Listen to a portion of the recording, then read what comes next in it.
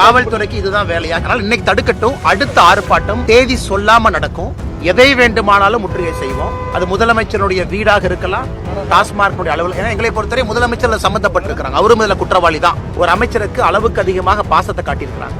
மொத்த பாரையும் அவங்க வாங்கக்கூடிய மொத்த சரக்கு சேல்ஸையும் கால்குலேட் பண்ணா 40,000 கோடி ரூபாய் தாண்டணும். என்னை பொறுத்தவரை இது டிப் ஆஃப் அன் ஐஸ்பர்க், ஒரு சின்ன துரும்பு தான் அந்த 1000 கோடி என்பது.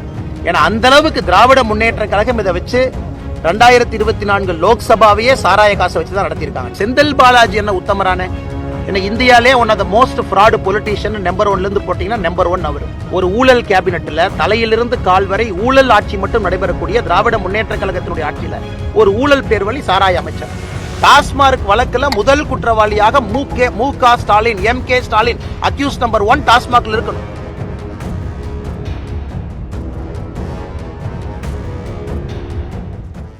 காவல்துறைக்கு இதுதான் வேலையா? கிட்டத்தட்ட தமிழ்நாடு முழுவதுமே ஒரு 6000-7000 பேர்த்து டிப்ளாய் பண்ணி ஒரு இடத்துலயும் செய்யறாங்க. அதனால இன்னைக்கு தடுக்கட்டும். அடுத்த ஆர்ப்பாட்டம் தேதி சொல்லாம நடக்கும். அது 22ஆம் தேதி நடக்கலாம், எப்ப வேணாலும் நடக்கலாம். எதை வேண்டுமானாலும் முற்றுகை செய்வோம். அது முதலமைச்சருடைய வீடாக இருக்கலாம், டாஸ்மாக் அலுவலகம். ஏன்னா எங்களை பொறுத்தவரை முதலமைச்சர் சம்பந்தப்பட்டிருக்கிறாங்க, அவரும் இதுல குற்றவாளி தான். அவர் தப்பிச்சு போக முடியாது. ஏன்னா அவருடைய அமைச்சரவை அவருடைய கண்காணிப்பில் இருக்கு. ஒரு அமைச்சருக்கு அளவுக்கு அதிகமாக பாசத்தை காட்டியிருக்கிறாங்க. அதனால எங்களை பொறுத்தவரை அடுத்த ஆர்ப்பாட்டம் தொடர்ந்து நடந்து கொண்டே இருக்கும். ஆனா தேதி சொல்ல மாட்டேன். காவல்துறைக்கு மரியாதை கொடுத்து தேதி சொல்லி இருந்தோம். அவங்க இந்த மாதிரி பிஹேவ் பண்றாங்கன்னா ஒரு அரசியல் கட்சியா நாங்களும் வேற ஸ்டைல்ல பண்ணாரோம். சார், இப்ப பாஜக நிர்வாகிகளை தொடர்ச்சியா கலந்து கைது பண்ணிட்டு இருக்காங்க சார், தடுப்பு காவல்ல கைது பண்ணிட்டு இருக்காங்க.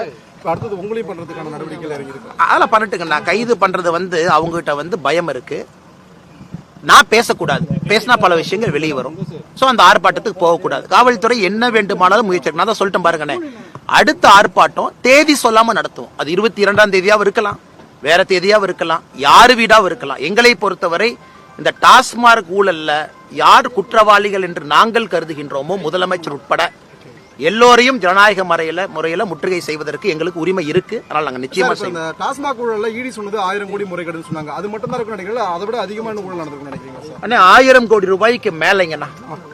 ஈடியினுடைய ஆரம்பகால இசிஆர் அடிப்படையில் அவங்க ரைடு நடத்தி சொல்லியிருக்கிறாங்கன்னா, இன்னும் நீங்க பொறுத்திருந்து பாருங்க. இது தமிழ்நாட்டினுடைய அரசியலை உலுக்குவது மட்டுமல்ல, தமிழ்நாட்டில் நல்ல அரசியலை கொண்டு வருவதற்கு பாரதிய ஜனதா கட்சி முன்னெடுத்திருக்கக்கூடிய இந்த ஆர்ப்பாட்டம் நிச்சயமாக தமிழ்நாட்டில் நல்ல ஒரு அரசியலை கொண்டு வருவதற்கு ஒரு அச்சாணியாக அமையும் என்பதிலே முழு நம்பிக்கை எனக்கு இருக்கு. இந்த அமலாக்கத்துறையினுடைய அறிக்கைக்கு முன்பே அண்ணாமலை அவர்கள் 1000 கோடி முறைகேடுன்னு அவருக்கு எப்படி தெரியும்? அமலாக்கத்துறை அறிக்கை வரது அவருக்கு எப்படி தெரியும்? செந்தில் பாலாஜி உங்களுடைய பெடரல் புதிய தலைமுறை ஒரு ஆங்கில பத்திரிகை நடத்துறாங்க, பேரு பெடரல். அதுல என் மகாலிங்கம் எப்ப 1000 கோடி எழுதியிருக்காருன்னு பாருங்க. ஜூனியவுடன் பத்திரிகை என்ன எழுதியிருக்கு பாருங்க. மீடியால எத்தனை முறை நீங்க 1000 கோடி போட்டீங்க தெரியும்? ஒரு அதிகாரி ரைடு பண்றாங்க, உங்க மீடியால எவ்வளவு இன்ஃபர்மேஷன் வச்சிருக்கீங்க. நான் உங்களுக்கு மீடியாவுடைய பேரை சொல்லி, ஜெர்னலிஸ்டோட பேரை சொல்லி நான் சொல்றேன். எத்தனை பேர் 1000 கோடி போட்டிருக்காங்க? 1000 கோடி ரூபாய்க்கு மேல. இன்ஃபேக்ட் எனக்கு இது 40,000 கோடி ரூபாய் இருக்கும் என்பது என்னுடைய அனுமானம். என்னோட கால்குலேஷன் படி மொத்த பாரையும் அவங்க வாங்கக்கூடிய மொத்த சரக்கு சேல்ஸையும் கால்குலேட் பண்ணா 40,000 கோடி ரூபாய் தாண்டணும். ஆனா நான் ஒரு பொறுப்பான ஒரு பதவியில் இருக்கேன். அதனால இன்னைக்கு ஈடி என்ன சொல்லியிருக்காங்களோ அதை வச்சு நான் போறேன் 1000 கோடி ரூபாய்க்கு மேலே. பட் என்னை பொறுத்தவரை இது டிப் ஆஃப் அன் ஐஸ்பர்க், ஒரு சின்ன துரும்பு தான் அந்த 1000 கோடி என்பது. ஏன்னா அந்த அளவுக்கு திராவிட முன்னேற்ற கழகம் இதை வச்சு 2024 லோக்சபாவையே சாராய காசை வச்சுதான் நடத்தியிருக்காங்க. டாஸ்மாக் பணத்தை வைத்து தான் 2024 பாராளுமன்ற தேர்தல் முழுவதும் திராவிட முன்னேற்ற கழகம் நடத்தியிருக்காங்க. 2026 சட்டமன்ற தேர்தலையும் டாஸ்மாக் வச்சு நடத்துறதுக்காக களத்தில் இருக்கிறாங்க. சட்ட ரீதியாக எதிர்கொள்வோம். எந்த விதமான ஊழல் நடைபெறுது செந்தில் பாலாஜி சொல்லட்டுங்க. அவங்க சொல்லிட்டு செந்தில் பாலாஜி என்ன உத்தமரான இந்தியாலே one of the most fraud politician number 1ல இருந்து போட்டீங்கன்னா நம்பர் 1 அவர். இன்னைக்கு சுப்ரீம் கோர்ட்டினுடைய நீதிபதி கேட்கறாங்க, நீங்க எல்லாம் அமைச்சரா தொடருக்கு தார்மீக உரிமை இருக்கான்னு கேட்கறாங்க. இன்னைக்கு இவங்க எல்லாம் முன்னாடி காந்தியவாதி போல வேஷம் போடுறாங்க. இவங்க எல்லாம் நல்லவங்க, கர்மவீரர் காமராஜர் கேபினெட்ல சர்வ் பண்ணவங்க. ஒரு ஊழல் கேபினெட்ல தலையிலிருந்து கால் வரை ஊழல் ஆட்சி மட்டும் நடைபெறக்கூடிய திராவிட முன்னேற்ற கழகத்தினுடைய ஆட்சியில ஒரு ஊழல் பேர்வழி சாராய அமைச்சர். அவர் சொல்வதில் எங்க இருக்கு? அந்த சார்ஜ் ஷீட் போட்டு பாருங்க. சுப்ரீம் கோர்ட் 1.5 வருஷம் ஜெயிலில் இருந்தவர் டிரான்ஸ்போர்ட் ஸ்கேம்ல. எத்தனை முறை பெயில் டினையாச்சு, ஒரு முறையும் சுப்ரீம் கோர்ட் என்ன சொன்னாங்க? அதனால இவர் சொல்வதெல்லாம் நாம இன்னைக்கு ஒரு சத்திய வாக்கு வேத வாக்கு எடுத்துக்கிட்டாங்கன்னா அப்புறம் சத்தியத்துக்கும் நேர்மைக்கும் என்னங்க நம்பிக்கை? நான் சொல்வது முதலமைச்சர் சம்பந்தப்பட்டிருக்கிறாங்க. டாஸ்மாக் வழக்குல முதல் குற்றவாளியாக மு.க. Stalin, MK. Stalin accuse number 1 டாஸ்மாக்ல இருக்கணும். 2வது குற்றவாளி தான் செந்தில் பாலாஜி. ஏன்னா பாலிசியை டிசைன் பண்ணி கூட ஒரு அமைச்சரை வச்சுக்கிட்டு கண்ணை மூடிட்டு இருந்தாங்க அப்படின்னா முதலமைச்சரும் பொறுப்பு தானே. என்னை பொறுத்தவரை இந்த கேஸ்ல அக்யூஸ் நம்பர் 1 முதலமைச்சராக இருக்க வேண்டும். ஏன்னா அரவிந்த் கெஜ்ரிவால் அக்யூஸ் நம்பர் 1 இருந்திருக்கிறாங்க. தமிழ்நாட்டிலும் இடி தன்னுடைய முழு அறிக்கையை தாக்கல் செய்து முடிக்கும் பொழுது முதலமைச்சர் அக்யூஸ் நம்பர் 1 இருப்பார் என்பது என்னுடைய ஆணித்தரமான நம்பிக்கை. எந்த வருஷத்துக்கு போடப்பட்ட எஃப்ஐஆர் முழு டீடைல்ஸ் கிடைக்கலையே, அது முன்னாடி எப்படி சொல்றாரு? அண்ணா ஒரு நிமிஷங்கண்ணே, இன்னைக்கு பத்திரிகை நண்பர் நீங்கண்ணே, எங்கூட நீங்க வாங்க, எந்த பக்கம் வேணாலும் ஒரு FL5 லைசன்ஸ் இருக்கக்கூடிய ஒரு பாரோ டாஸ்மார்க்கோ எங்க வேணாலும் வந்து பாருங்க. சாதாரண மனிதன் கண்ணுல பார்த்தாவே அது தெரியும். இது 2023 போடப்பட்டதா, 24 போடப்பட்டதா, 25 போடப்பட்டதா முக்கியம் இல்லை. இந்த முழு டாஸ்மார்க்கை இந்த அளவுக்கு மாற்றி இருப்பது திராவிட முன்னேற்ற கழகம் ஆட்சி 2021 மேக்கு பிறகு. அதான் இடி அறிக்கையில மிக தெளிவாக சொல்லியிருக்கின்றார்கள், 3 கேட்டகரி எஃப்ஐஆர் கம்பைன் பண்ணி ECIR போட்டிருக்கோம் அப்படின்னு. ஏன் குற்றம் சாட்டப்பட்ட பிறகு இவங்களுக்கு கொடுக்கத்தானே போறாங்க. செந்தில் பாலாஜி அக்யூஸ்ட் ஆன பின்னாடி இடி காப்பி கொடுக்கத்தானே போகுது.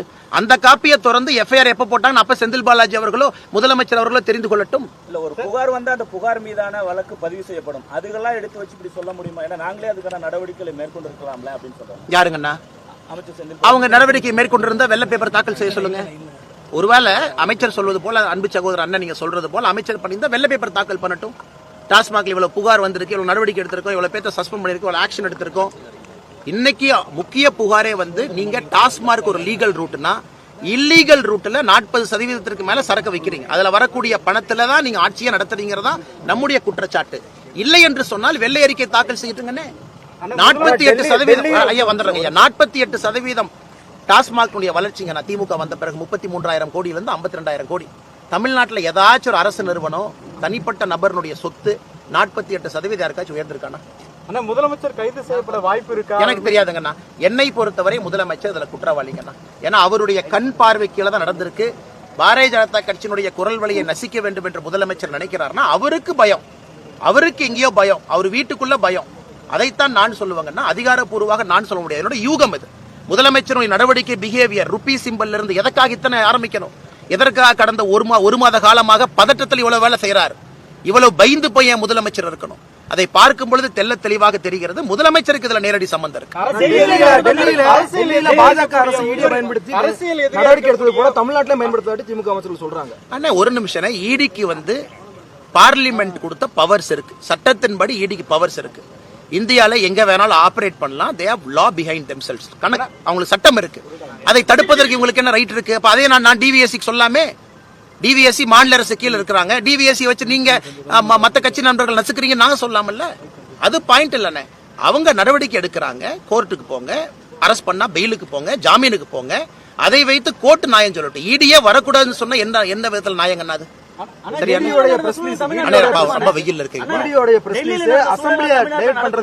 எனக்கு அதை பத்தி தெரியாதுங்கண்ணா. டெல்லியை விட மோசமான சூழல் தமிழ்நாட்டில் இருக்குன்னு நான் சொல்றேன். டெல்லி நடப்பது தமிழ்நாட்டில் நடக்குமா என்று சொல்வதை விட டெல்லியை விட தமிழகத்தில் சூழல் மிக மிக மோசமா இருக்கு.